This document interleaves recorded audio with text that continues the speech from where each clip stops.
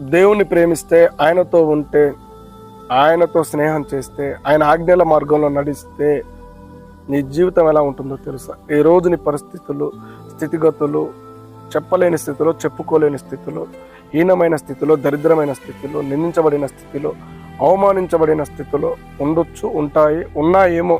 కానీ నా దేవుడి ప్రజలారా, నిందించబడి అవమానించబడిన నిన్ను ఆయన చూశాడన్న విషయం నువ్వు మర్చిపోకూడదు. ఆయన నీ కన్నీళ్లు చూశాడన్న విషయాన్ని నువ్వు మర్చిపోకూడదు. నీ హృదయ వేదనను చూశాడన్న విషయం నువ్వు మర్చిపోకూడదు.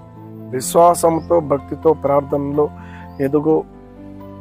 ఖచ్చితంగా ఆయన నీకు సహాయం చేస్తాడు. నీ పరిస్థితులను, స్థితిగతులను మార్చబోతున్నాడు. నీ కన్నీళ్లు తుడవబడ్డాయి, నీ పరిస్థితులు మార్చబడబోతున్నాయి.